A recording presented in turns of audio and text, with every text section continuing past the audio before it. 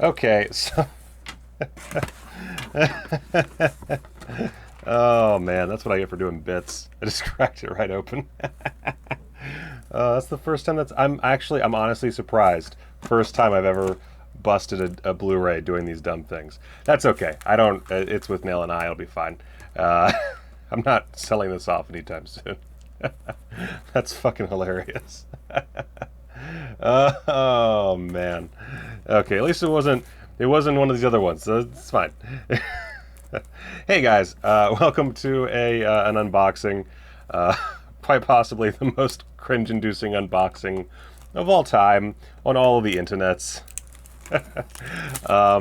This is the bunch of stuff I got from Arrow. I didn't really get a whole lot, admittedly, but you know, I figured might as well do a little video about it, and next time I probably won't do a dumb bit. So yeah, I did bust open this case pretty bad. For something you could barely see in the video. But that's okay. It's, you know, I'll get a new case for it, and that'll be fine. I don't really, since I'm not in the business of reselling things, and this isn't a limited edition, it'll be fine. But just a forewarning for people in the audience, don't do dumb bits for no good reason. They're very dangerous. Luckily, I only bought this particular film because I love With Nail and I so much, and I needed it in my collection. Of course, the disc is fine. Comes with some nice original art as well. Oh, man. Okay, moving on. Luckily, I did not hit this sucker, the Complete Scorpion Collection, or Female Prisoner Scorpion, the Complete Collection. I kept putting this off because I was not enamored by the presentation, but I do really like the first movie. I haven't watched the others, but I actually might have watched the second one on Shudder, and I really enjoyed them, so I figured, you know what, why not go ahead and buy them. Really cheap, really inexpensive. As you can see, they come with, here, just to give you a general idea. So if you open that sucker up, you see that you get some additional artwork on the other side, which is, I assume, the original poster artwork. And then, of course, you have the newer artwork. And that goes for all of them. Pretty nifty stuff. I'm not going to go through all of these, but... Well, there's only one more. What am I saying? No, there's two more. Fuck that. Yeah, pretty simple stuff. If you haven't seen these movies already, I think they're still available on Shudder, so you can try before you buy. But I had a really good time watching them. We're watching the first one anyway. And I at least watched part of the second film. I don't remember exactly. I remember that being pretty fun as well. So let's see here. Let's just go through the stuff that's spine up real quick. First off, Graveyards of Honor, which this is the standard edition. This is not the limited edition. That one's sold out. But I went ahead and bought it because for some reason, I had not bought this during its limited edition days, and like it's a Takashi Miike film, and I didn't buy it. I don't know why, but you know what? I'm just an idiot. That's you saw at the beginning of this video. I am a big old dumb who just does not do things the way a normal person would or should. So here we are. For a standard edition, you know, we got this stupid ass J card, which I'm honestly just gonna nix that right off the bat. J card's not necessary. You can see all the special features on the back here, and as you can see, open it on up, you get additional artwork, which is perfectly fine. So I'm very intrigued about. I haven't seen either of these films, so I have no idea what I'm in for. So that looks pretty fun. Of course, I love a good Japanese crime flick. I love Takashi Miike. I think Kinja Fukasaku is also pretty fucking sick. So overall, we're looking at a pretty fun time in theory. So I'm pretty pumped. Pretty pumped about these. But yeah, is this the, wait, okay, wait a second. I gotta get my invoice real quick.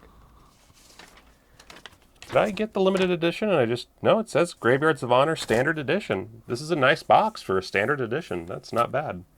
It's not bad at all. All right, so I did buy Hound of the Baskervilles because it's Peter Cushing and Christopher Lee. Come on. But B, I am collecting all the Hammer stuff now. Why am I collecting all the Hammer stuff? Because I have an addiction, and it's pretty messed up that you support it. Just gonna say, you're the real bad guy here. Open, you. Oh my God, you whore.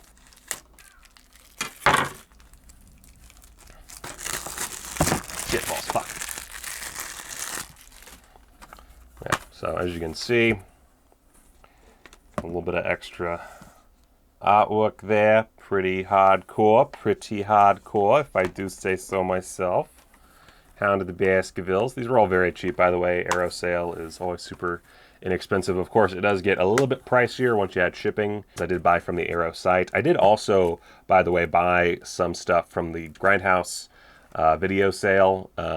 Basically the same prices overall, but there were a few things there that I realized I wanted after I'd placed my order, so I went ahead and grabbed those.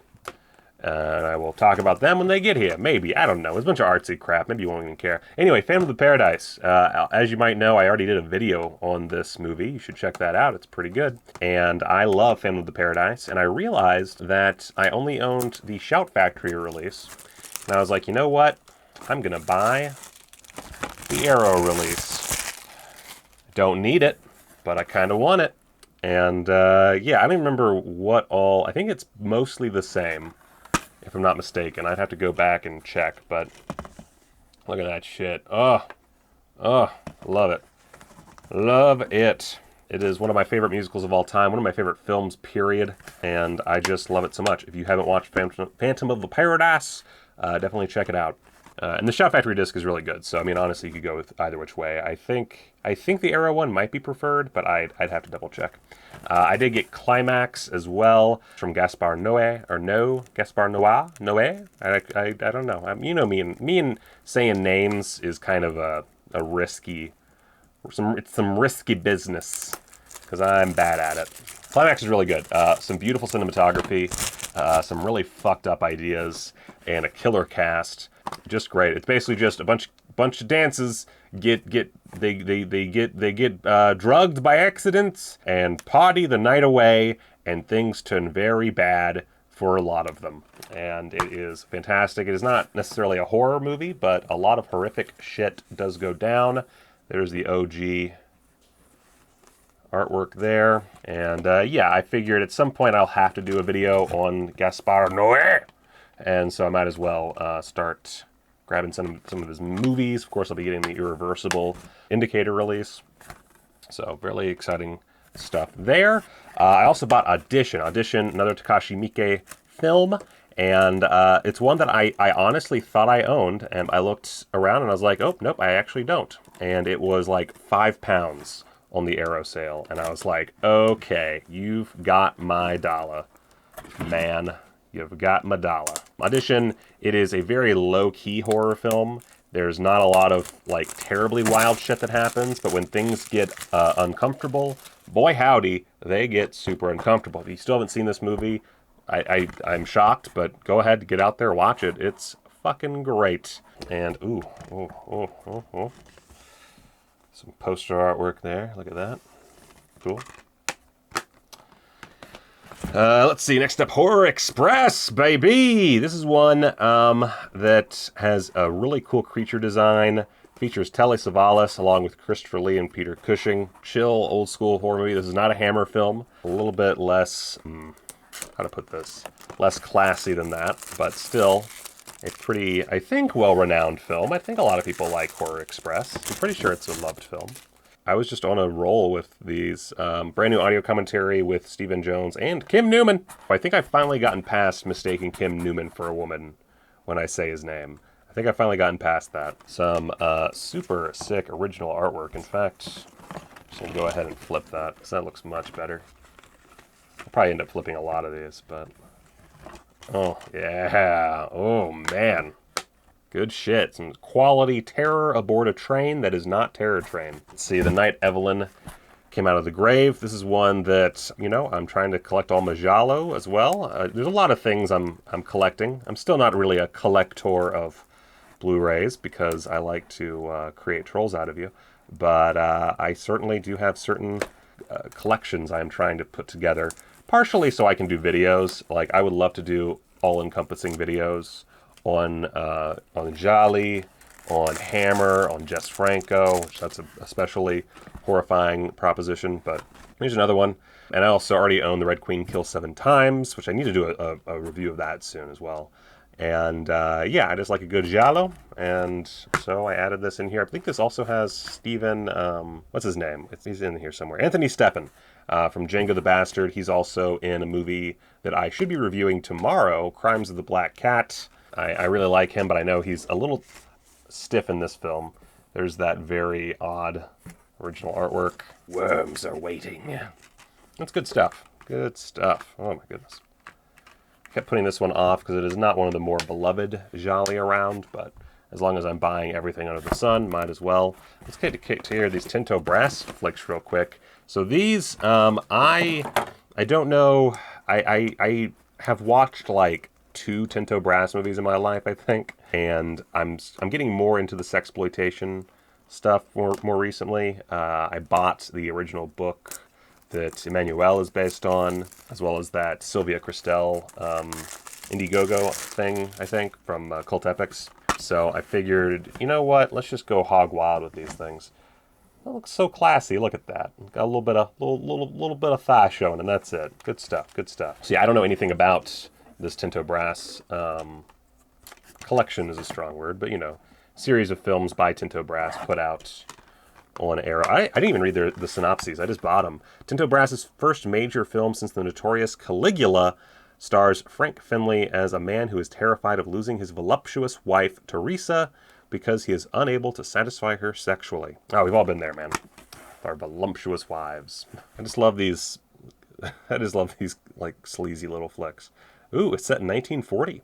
Unmistakably shows the path that Brass would eventually follow with startlingly graphic sex scenes for a supposedly respectable film cast with serious actors. Cool. All right. That's exciting. Be good for my eventual Tinto Brass retrospective. Then we got Frivolous Lola here.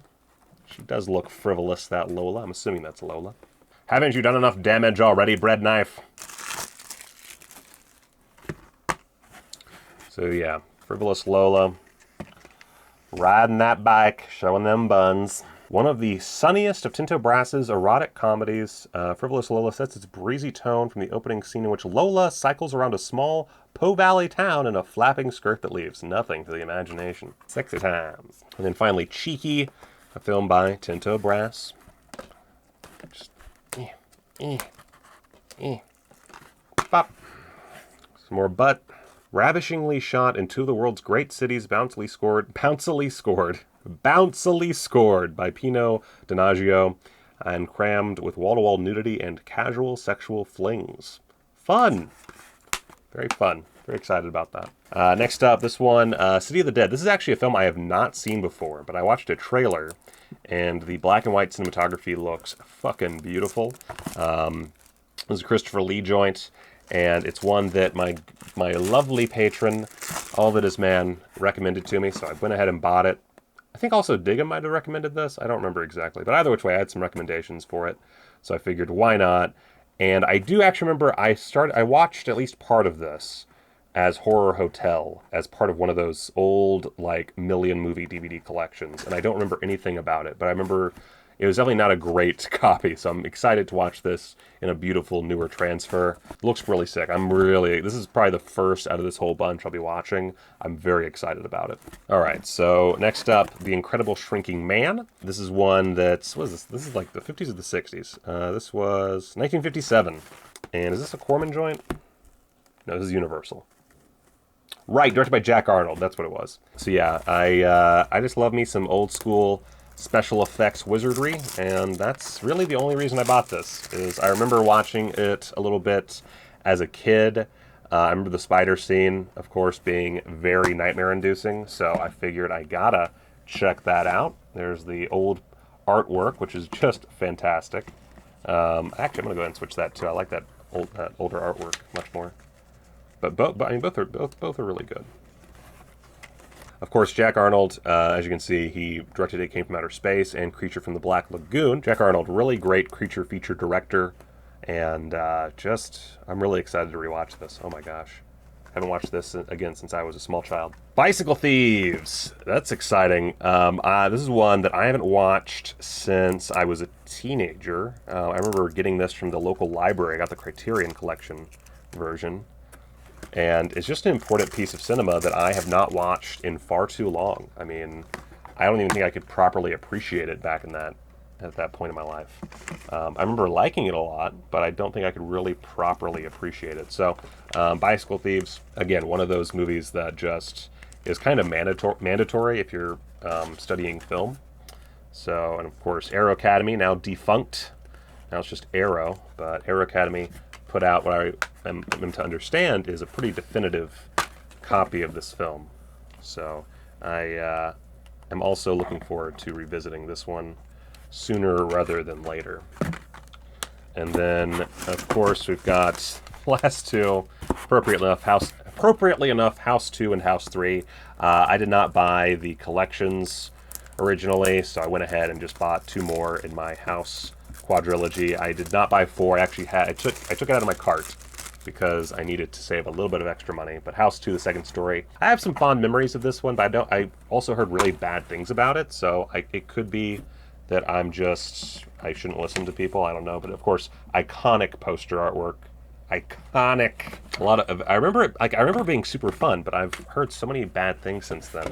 But that might honestly just be the bad stuff stood out, and maybe it is as beloved as some people have made it out to be. I've definitely heard a lot of people in chat say good things about House 2. I haven't watched it since I was, again, probably a teenager. So, very intrigued to rewatch that. And then finally, House 3. Now, this one I remember is Lance Henriksen, baby. This is that plot that was in, like, all over the place back in the 80s. The serial killer is put to death and comes back in some way, shape, or form. Of course, Shocker is probably the best example of that. Wes Craven's Shocker, one of my favorite movies of all time. But House 3, a.k.a. The Horror Show, a.k.a. House 3, The Horror Show. Sean S. Cunningham production. And, yeah. Don't know what else to say about it. I mean, it's The Horror Show. It also has a pretty cool alternate piece of artwork there. I wish they had the Horror Show art. Well, actually, no. The Horror Show artwork is kind of bland by comparison to the House 3 artwork. But I feel like the blander Horror Show artwork is a little bit more notable for people. Either which way, I love the alternate artwork on these cases, so pretty cool. So yeah, that's all she wrote. I actually did not buy a whole lot from the Aero sale. Again, I did buy a few things from Grindhouse Video, but it's a pretty solid little selection. Don't know what I'm doing here. Let's see. Oh, wait. We can do this. All right. We put that in there. And that in there. Cool. Look at that. And then we have sad boy McGillicuddy over here, dead from his wound. Yeah, I am very excited to dig into some of these. With Nail and I is a favorite. I'll have to replace that case at some point. Graveyards of Honor. I'm very excited not only to compare the two films from two masters of Japanese cinema, but also just to watch another Takashi Miike film. Hound of the Baskervilles, of course, Hammer. Can't go wrong there. I mean, you can go wrong, kind of, but still. Theoretically, can't go wrong there. Phantom of the Paradise, one of the best movies of all time. Shout Factory's edition is also pretty solid. Climax is a wild ride that I definitely recommend. Audition is one of the best movies ever made. It's one of the most, it's a downright iconic piece of horror at this point. I don't know anyone who hasn't seen it. Oh yeah, I know people who haven't seen it, but I think most people watching this probably would have seen it. If not, definitely check it out. Horror Express is a solid little fun, weird train movie. The Night Evelyn Came Out of the Grave is, if I recall, a pretty okay Giallo. I'll see once I watch this disc.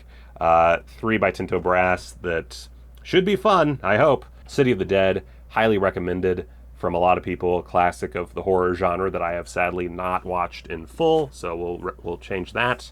The Incredible Shrinking Man, of course, classic from Jack Arnold. Bicycle Thieves, another classic that you just kind of have to watch at some point. House 2 and 3, schlock at its finest, if my memory serves me right. And of course, the Female Prisoner Scorpion collection, which, you know, again, the first movie at the very least is super cool, super stylish, a lot of fun. So I should enjoy the rest in here. So looks like a pretty solid group of films.